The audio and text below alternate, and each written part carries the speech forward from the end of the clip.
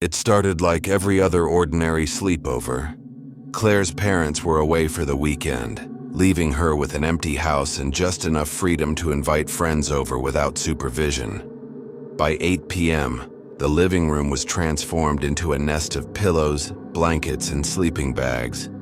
Pizza boxes stacked on the coffee table, horror movies queued on Netflix, bags of candy scattered everywhere. There were 5 of them in total: Claire, Sarah, Ben, Katie, and Alex. They laughed too loudly, ate too much, and tried to outscare each other with ghost stories while the glow of the TV flickered across their faces. By midnight, the mood shifted from laughter to that strange half-silence that always creeps in when exhaustion mixes with the thrill of being awake past bedtime. The house felt too big. The shadows in the corners seemed heavier. Every creak of the old wooden floor made them glance nervously toward the hallway. That's when Sarah suggested it.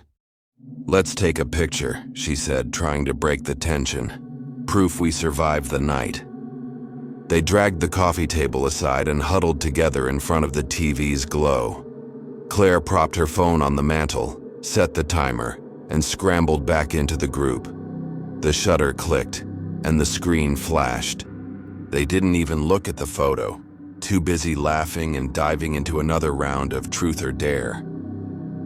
It wasn't until morning that anyone noticed. Claire was scrolling through her gallery while the others groggily munched on cold pizza for breakfast. She was halfway through deleting the blurry shots when her thumb froze. Guys?" The others leaned in. In the middle of their group photo, wedged perfectly between Sarah and Ben, was another figure. A girl. Her skin was pale, her hair long and dark, draped over the shoulders of an old-fashioned nightgown. Unlike the others, she wasn't laughing or smiling. She was just staring, right at the camera. At first, they thought it was a prank. "Okay, which one of you added that?" Ben demanded, forcing a nervous laugh. "No one," Claire said, her voice trembling. "This is just how it came out." "Don't mess with us," Alex muttered, taking the phone, his face drained of color. She's clear, like totally clear, not blurry. Look at the lighting, she's lit the same as us."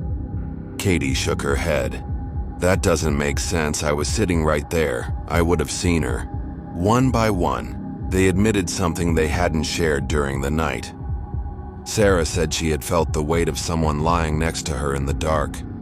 She'd rolled over, expecting Claire, but Claire had been asleep across the room. Ben said he'd woken suddenly around 3 a.m., convinced someone was breathing just inches from his face. He had frozen, too afraid to open his eyes, until the sound stopped. Katie confessed she'd heard soft footsteps in the hallway, too light to be Claire's dad, too slow to be one of the others going to the bathroom. And Claire admitted that when she'd first set the phone timer, she'd thought she saw a movement in the black screen, like someone else was adjusting themselves into the frame. They deleted the photo, or thought they did. But when Claire opened her gallery later that afternoon, the picture was still there. The same group shot, the same pale girl in the same nightgown. Only now her faint expression looked different. She was smiling. That night, Claire couldn't sleep. She tossed in her bed, clutching her phone, dreading what she might see if she opened her gallery again. At 2:37 a.m., the house phone rang. She jumped, heart racing. Nobody used the landline anymore. She let it ring. 5 slow chimes, then silence. The next morning, she checked the call log. There was no record of any call after midnight. Weeks later, each of the kids claimed the same thing. The girl from the picture never really left. Sarah saw her in a mirror once, standing behind her shoulder. Ben swore he spotted her reflection in a bus window. Alex dreamed of her leaning down, whispering in his ear. And Claire? Claire kept finding the picture in her phone, sometimes in hidden folders, sometimes in cloud backups. sometimes even printed and slipped between her notebooks at school. Each version was slightly different.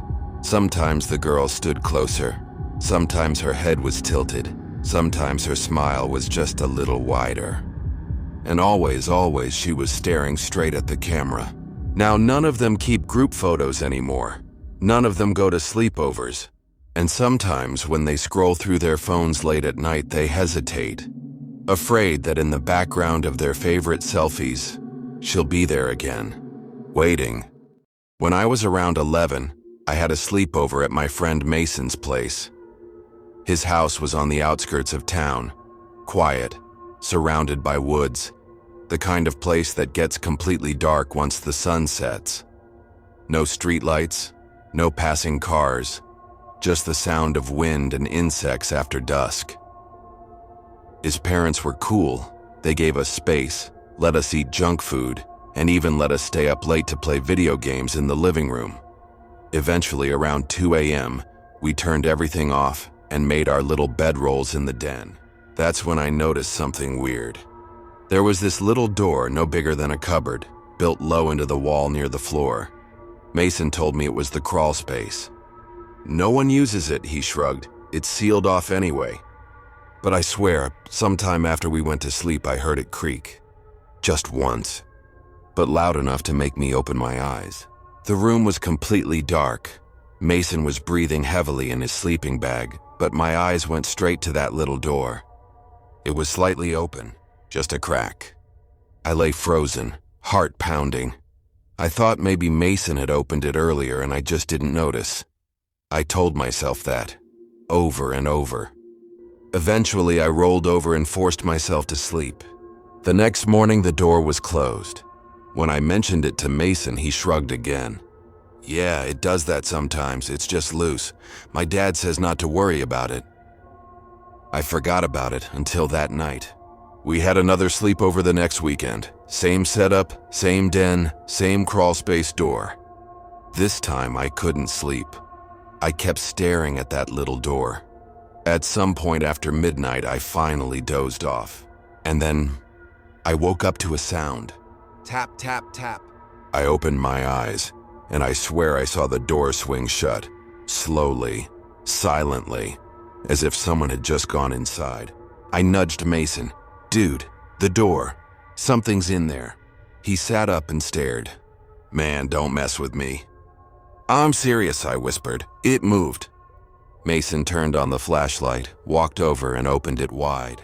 Nothing, just blackness, cold air wafted out. He aimed the flashlight in. The space was shallow, only a few feet deep, but it looked like it went further back into the foundation. Mason crawled in without warning. I panicked. Mason, get out of there, man! But he just said, there's something written on the wall. He went quiet for maybe 10 seconds. Then he backed out slowly. His face was pale. It says, not asleep yet. We didn't sleep that night. When we told his dad the next day, he went pale. He marched downstairs with a hammer and nails, and without a word sealed the crawl space shut. I asked him what that message meant. He didn't answer. But when I was leaving, he pulled me aside and said, next time you hear something behind a wall, don't answer it. Don't even think about it. Just sleep. Years later, I drove by Mason's old house. It was abandoned, windows boarded up, crawl space door pried open and swinging loose in the breeze. And inside, someone had written in red spray paint, still not asleep. It was 2:37 a.m. when the phone rang. The kids had promised themselves they would stay up all night. 6 of them, camped out in Claire's living room. Pillows stacked into forts, snack bags crumpled across the carpet. The last horror movie abandoned on pause when everyone realized it was scarier to talk about their own neighborhood ghost stories instead. By then, the house had grown unnervingly quiet. Claire's parents had gone to bed hours ago, leaving the kids alone in the dim glow of the television. The air smelled faintly of cold pizza and melted chocolate. Most of them were drifting toward sleep, and then the phone rang. Not one of their cell phones, the landline. The shrill mechanical sound echoed from the kitchen. Everyone froze. Who even uses the landline? Sarah whispered. Spam call? Ben offered weakly, though his eyes stayed glued to the dark kitchen doorway. Claire shook her head. It's nearly 3 in the morning. No one calls this late. The phone kept ringing. By the 7th ring, the silence was unbearable. Ben, trying to act braver than he felt, stood and marched into the kitchen. Hello? He said, his voice cracking. The line hissed faintly. For a moment, there was nothing. Then a whisper. Is Sarah there? Ben froze, eyes darting toward the living room. Sarah sat rigid, her face pale. Who is this? Ben demanded. The whisper didn't answer. It stretched out like a hiss, then shifted. Is Ben there? Ben slammed the phone into the cradle, his hand trembling. What was that? Claire asked. Ben swallowed hard. It knew our names. The group tried to laugh it off. Prank call, Katie muttered, hugging her blanket closer. Someone from school messing with us. But before anyone could agree, the phone rang again. Sharp, loud, cutting through the silence like a blade. No one moved this time. They watched the dark kitchen doorway, waiting for the sound to stop. It didn't. On the 10th ring, it cut off. They all exhaled in relief until it rang again. Katie, always the bold one, marched into the kitchen. I'll prove it's a prank. She lifted the receiver. Hello? Her face went white. Even from the living room, the others could hear it. Faint, distorted, like it was leaking out of the receiver itself. Is Katie there? Katie dropped the phone. It swung wildly on its cord, slamming against the wall. The whisper continued, clear as day, though no one held the receiver anymore. Is Claire there? Is Ethan there? Is Sarah there? One by one, the voice listed their names. Ethan scrambled to hang up the phone, slamming the receiver down again and again, but the voice didn't stop. It had spread. The whispers came from the kitchen vent, hissing their names, from the hallway, soft and steady, from the very walls around them. The air filled with it, their names over and over, distorted into something inhuman. The group huddled together in the living room, covering their ears, screaming for it to stop. And just as suddenly as it began, silence. The phone clicked dead. The kitchen was dark again. For the rest of the night, none of them dared sleep. Every creak of the house, every groan of the floorboards felt like another whisper waiting to start again. In the morning, Claire's parents were furious. You're telling me the landline rang all night and we didn't hear a thing? Her father scoffed. There's no record of any calls after midnight. Stop making up stories. He showed them the call log. The last incoming call was at 8:14 p.m. Nothing after, but Claire noticed something odd. The screen flickered for a second longer than it should have, like it was struggling to display something. When she leaned closer, she swore she saw it. One hidden entry, buried beneath the others, blinking too quickly to read. The time, 2:37 a.m. Now none of them answer calls from numbers they don't know. But sometimes their cell phones ring in the dead of night. The screen always says unknown, and if they ever answer, the voice on the other end doesn't ask who they are. It asks for them by name. It was nearly 3 in the morning when the room finally quieted down. The sleepover had started with noise, laughter, games, whispered dares. But now, the living room had grown heavy with the weight of exhaustion. The kids lay in their sleeping bags across the floor. The TV paused on a half-finished movie, its glow flickering like a dying candle. Claire's parents were asleep upstairs, unaware of the mess below. Empty bowls of popcorn and crumpled chip bags littered the coffee table. A half-empty soda bottle leaked into the carpet. But none of that mattered, because the house felt different now. The kind of stillness that isn't empty, the kind that feels watched. Sarah noticed it first. Did you see that? She whispered. They all turned toward the big living room window. The curtains were closed tight, beige fabric heavy enough to block most of the light from the street lamp outside. At first, nothing seemed wrong. Then the curtain shifted. The fabric bulged inward, slowly, gently, like someone was pressing a hand against it from the outside. The kids froze. "Probably the wind," Ben whispered.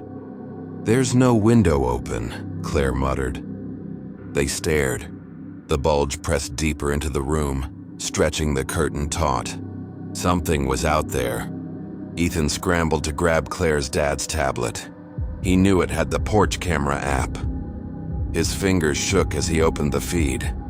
They leaned close, hearts hammering. The porch was empty. The steps, the walkway, even the street beyond, silent, still. But when they looked back at the curtain, the bulge was still there. Bigger now. The fabric shivered as though long fingers traced across it. Faint impressions dragged downward, slow and deliberate. The kids clutched each other, too afraid to breathe. "Don't turn on the lights," Katie whispered. "If it sees us..." "It?" Ben snapped, voice trembling. "What do you mean it?" Another ripple ran through the curtain, stronger this time, as though something was testing the barrier. Ethan grabbed a flashlight, his knuckles white around it. He aimed the beam directly at the curtain and clicked it on. Instantly, the bulge vanished.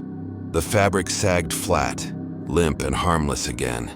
For a moment, everyone let out shaky laughter, relief washing over them. But then the flashlight flickered, once, twice, and the curtain bulged again. Closer, harder. Claire's tablet buzzed suddenly. The porch camera feed had gone static. She fumbled with it, her fingers slick with sweat. After a moment, the screen cleared. But the timestamp was wrong. It wasn't live. The feed was from last year's Halloween night. The group stared at one another, the air going cold around them. The curtain shuddered violently. A clear, pale handprint appeared against the fabric, fingers unnaturally long, pressed flat from the outside. The kids screamed. Ethan lunged forward and yanked the curtain open, the flashlight beam slicing across the porch. Empty. The porch, the steps, the street, all silent. But when they looked back at the tablet, the frozen feed had changed again. Now it showed the living room, their living room from moments ago. They could see themselves, huddled together in their sleeping bags. But there was a fifth figure standing among them, tall, thin, smiling. Claire slammed the tablet shut. Ethan killed the flashlight. The group dove under their blankets, whispering prayers, sobbing quietly. And still the curtain swayed, as if something was pacing back and forth. When dawn finally came, Claire's dad found them pale and shaking, still wrapped in their sleeping bags. They tried to explain, but he dismissed it as nightmares and too much sugar. "You kids are seeing things. Look." He tugged the curtain aside, revealing the harmless morning light streaming in. Nothing there. But when he went to check the porch camera himself, the app refused to load. Instead, the screen flickered to a single frozen image, the living room window. And pressed against the glass from the inside, a long, pale hand. The night had started like 1,000 other sleepovers. 5 friends, Sarah, Alex, Ben, Katie, and Ethan, stuffed themselves with pizza, stacked soda cans into towers, and argued over which horror movie to watch first. Sarah's living room was soon a chaos of blankets and sleeping bags, pillows thrown across the floor, and a single lamp left on in the corner to fight back the shadows. By midnight, they were telling ghost stories. By 1:30, their laughter had grown tired, and by 2 a.m., the first of them had already started to nod off. But Sarah, the host, couldn't shake the feeling that something was off. The house was too quiet. Even with her parents asleep upstairs, she was used to the sound of cars passing on the street, the occasional barking dog, the wind brushing through the trees outside. Tonight, nothing. The silence pressed against the windows like a weight. She rolled over in her sleeping bag, eyes landing on the glowing red digits of the wall clock. 3:17 a.m. She sighed, then noticed something strange. The numbers blinked once, then stopped. She frowned. The clock had frozen. Pulling out her phone, Sarah checked the time there. 3:17 a.m. She tapped the screen. The numbers didn't change. Her chest tightened. "Alex," she whispered, shaking her friend beside her. "What time is it on yours?" Alex groaned, half asleep, and reached for his phone. The blue glow lit his pale face. 3:17 a.m. Ben sat up, confused. "Mine too." Katie checked hers. Same. They all turned toward Ethan, who was still asleep, or pretending to be. Reluctantly, he dug his watch from his backpack. 3:17 a.m. Every single device had frozen. "Power surge?" Ben suggested weakly. Sarah shook her head. "They're all battery-powered. That doesn't make sense." The air in the room felt colder suddenly, damp against their skin. The lamp in the corner flickered, then held steady. The kids gathered together, huddling in the center of the room. Katie pulled the curtains aside to peek outside. Her breath caught. It wasn't just dark, it was empty. The streetlights were off. The neighbor's porch light was gone. There were no stars, no moon, no horizon. It was a black void, stretching endlessly in every direction. Katie stumbled back. "There's nothing out there." They whispered frantically, trying to convince themselves it was a power outage, some glitch. But deep down, none of them believed it. Time didn't move. The world outside had vanished. And the longer it lasted, the stranger the room became. The carpet under their sleeping bags felt damp, spongy. The smell of earth crept into their noses, stronger with every passing minute. At one point, Sarah swore she saw the wallpaper rise and fall, like the walls themselves were breathing. Then Katie noticed. "Where's Ethan?" They turned. His sleeping bag was zipped up tight, but it looked wrong, too flat, too heavy. Sarah's heart pounded as she crawled closer, fingers trembling as she tugged at the zipper. It opened with a slow rasp. The others leaned in. Inside wasn't Ethan. It was soil. Cold, damp earth packed into the sleeping bag, spilling onto the floor. Katie screamed. Ben staggered back, shaking his head. "That's not possible. He was just here." But Ethan was gone. And the smell of earth was overwhelming now. When they looked around the room, their stomachs twisted. The carpet was gone. They were lying on dirt. Dark, wet soil stretched across the floor where the carpet had been. Their sleeping bags sank slightly into it, leaving faint impressions. Alex scrambled for the curtains, ripping them open wider. Beyond the window wasn't a neighborhood anymore. It was a field, endless, rolling, and black. The earth stretched all the way to the horizon. No houses, no trees, no sky. Just dirt and void. When he turned back, the ceiling above them wasn't plaster anymore. It was open air, black, starless, empty. The wall clock still glowed red. 3:17 a.m. The numbers never changed. The kids huddled together, whispering plans that grew more desperate with every passing moment. Should they run outside? Stay put? Scream for help? But before they could agree, Ben froze. Katie's sleeping bag was sinking, slowly as if something beneath the soil was pulling it down. Katie thrashed, screaming, clawing at the dirt around her. Sarah and Alex lunged forward, grabbing her arms, trying to pull her free. But the ground swallowed the bag inch by inch, dragging her down until only her terrified face was visible. Then, nothing. She was gone. The soil was flat again. The room reeked of earth now, heavy and suffocating. Sarah sobbed. Alex's lips moved silently, praying. Ben whispered, "It's not morning, it's never going to be morning." Sarah turned toward the clock. 3:07 a.m. Always 3:17 a.m. One by one, the sleeping bags began to sink. Ben vanished next. His screams cut short as the earth sealed over him. Then Alex clawing at the dirt until his hands disappeared. Sarah was the last. She curled into her sleeping bag, trembling, listening to the soil shift beneath her. The clock glowed faintly across the room. 3:17 a.m.